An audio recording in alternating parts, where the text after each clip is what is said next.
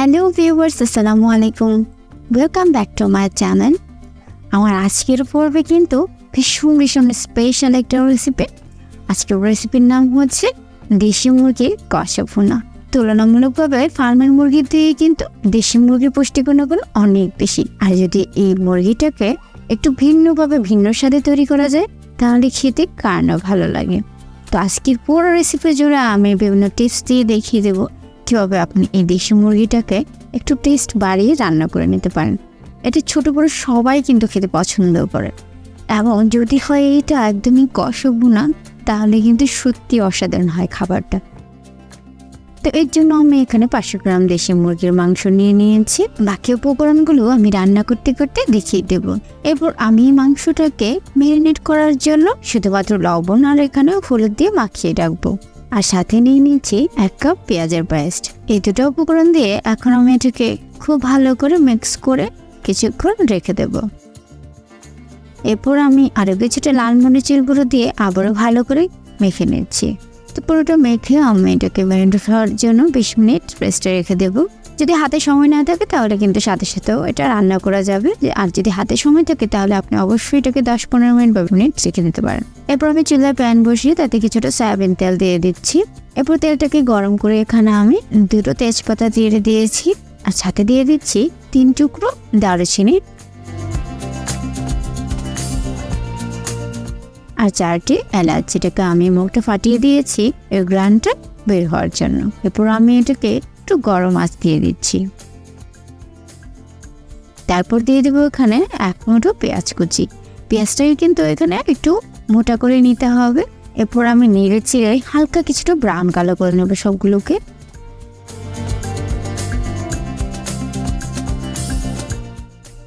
এটা কিন্তু খুব বেশি লাল করা যাবে না, তাহলে খেতে ভালো লাগবে না। এর জন্য আমি অল্প কিছুটা ভেজে নিয়ে এর মধ্যে 2 টেবিল চামচের মতো আদা রসুন পেস্ট দিয়ে দেব।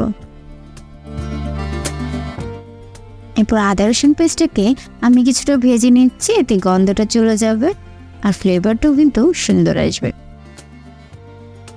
এরপর আমি ম্যারিনেট করা মাংসগুলোকে এর মধ্যে দিয়ে দিচ্ছি। তারপর নেড়ে চেড়ে সবগুলোর সাথে মিশিয়ে দিচ্ছি।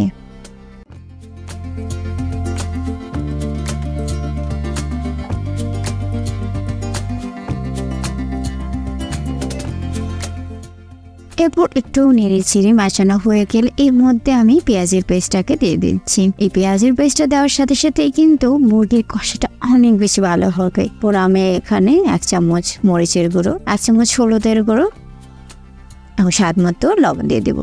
দিয়ে দিচ্ছি অল্প কিছুটা চিনি। এবার নেড়ে চেড়ে আমি এগুলোকে মিশিয়ে নিচ্ছি। আর আপনি যদি এই মাংসের কালারটা বা তরকারির কালারটাকে একটু সুন্দর করতে চান তাহলে কিন্তু হলুদ মরিচটা আগে না দিয়ে পরে যদি এভাবে দিয়ে দেন তাহলে কিন্তু কালারটা অনেক বেশি সুন্দর থাকে। আর না হলে আগে যদি হলুদ মরিচটা দেওয়া হয় তাহলে কিন্তু কালারটা অনেক সময় নষ্ট হয়ে যেতে পারে। আমি আবার অল্প কিছুটা পানি দিয়ে এটাকে নেড়ে চেড়ে একটা ঢাকনা দিয়ে ঢেকে আমি কিছুক্ষণ কষিয়ে নেব।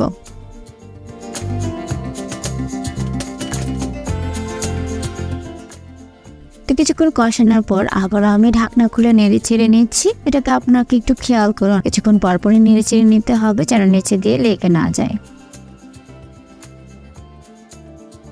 দেখতে পাচ্ছ এটাতে কিন্তু কালারটা অনেক বেশি সুন্দর এসেছে।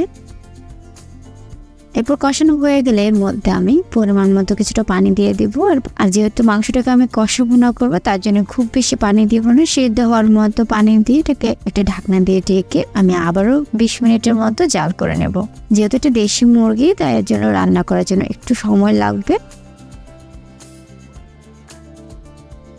তো 20 মিনিট পর এটা কিন্তু অনেকটাই পানি শুকিয়ে যাবে। আর আমি ঠিক যে পরিমাণ রাখবো সেই পরিমাণ শুকানো পর্যন্ত আবার জাল করে নেব।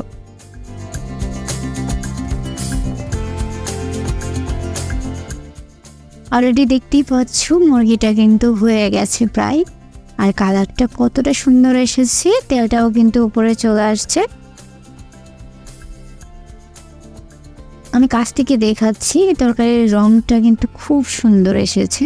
এটা খেতেও কিন্তু অনেক বেশি ভালো লাগে।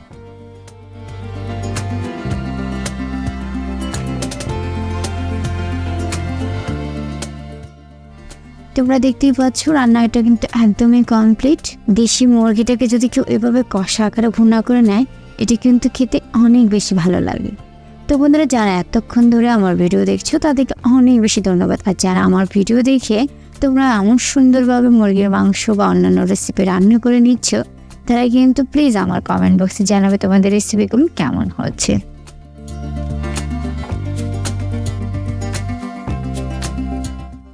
এবারে মাংসগুলোকে আমি সার্ভ করে নিচ্ছি আর কালারটা দেখিয়ে দিচ্ছি কতটা সুন্দর আর পারফেক্ট এসেছে।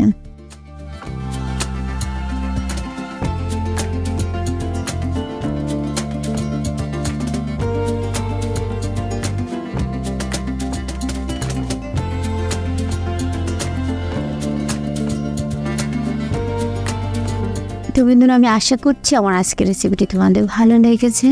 আর আমার রেসিপিটি যদি ভালো লাগে তাহলে প্লিজ আমার চ্যানেলটিকে সাবস্ক্রাইব করে দিও। আমি সবসময় তোমাদের জন্য নতুন নতুন রেসিপি নিয়ে হাজির হওয়ার চেষ্টা করব। ছবিটিতে তোমরা অনেক বেশি ভালো থাকবে। আল্লাহ হাফেজ।